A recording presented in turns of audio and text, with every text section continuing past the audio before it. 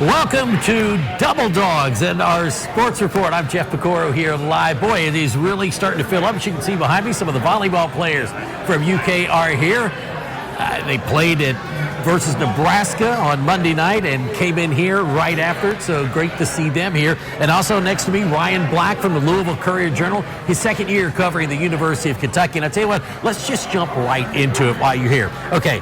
48,000 tickets, sold out season tickets. That hadn't happened in a while, so there's some excitement in Lexington, isn't there? There sure is, Jeff. And I don't see any reason why there shouldn't be. I mean, look, year after year after year, Mark Stoops has made this into one of the most consistent programs in the SEC, and really now the fan base is looking to take that next step from just being a perennial bowl team to maybe competing for a playoff spot. There's two guys that are going to step foot for the first time in live action on Saturday, and they're two pretty important guys. One's the offensive coordinator, Bush Hamdan, and the other's the starting quarterback in Brock Vandagriff. What do you expect out of both of them on Saturday?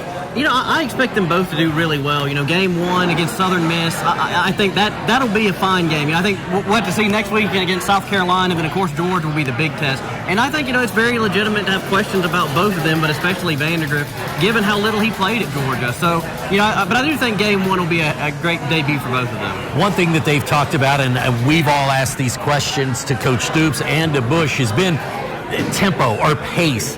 I think with this comm system, it's going to be a little quicker. They're going to get 55, 65 snaps a game, right?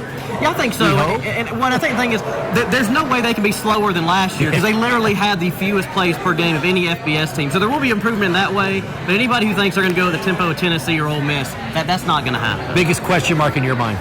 Oh, wow. Biggest question mark in my mind? Probably the offensive line. I just think... they've got some positions there where you're not 100% sure where they're going to come out of it. But, hey, that's why they brought Eric Wolford back after, Nick Saban retired Alabama. Wolford's back in the fold, and I think he'll have them playing well by the middle of the season. So I do have to ask you about the running backs, too. We all thought it was going to be Chip Trainum coming in. He's injured. Now you got a couple of guys who, again, never really played much, and Demi. What do you expect from them? Oh, I think, again, I don't want to put that Ashton Gentry comparison because that's who Bishop Hamdan had last year at Boise State, but he's already showed what a great pass catcher he is. So I think, is he going to be a run between the tackles guy? I don't know about that, but I think at least in game one, he's going to be able to hold down the fort, and whenever they get Chip Trainum back, they're going to be good to go. All right, how can people follow you?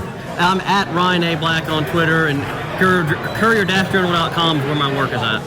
You going to get something to eat? What are you looking at? I haven't had a chance to look at the menu yet, Jeff. I've got to take a look. I'm down for recommendations. The mac and cheese buffalo chicken, I hear, is the bomb, so I might have to grab that. But this is fun. Hey, come on out and join us. We're live out here again. TG will be right back. We've got a wheel you can spin for some great prizes, and we also have some winners of some great gift cards. We'll tell you about that coming up at 6 o'clock. So for Ryan, I'm Jeff Pecoro Paxton. Back to you in the studio.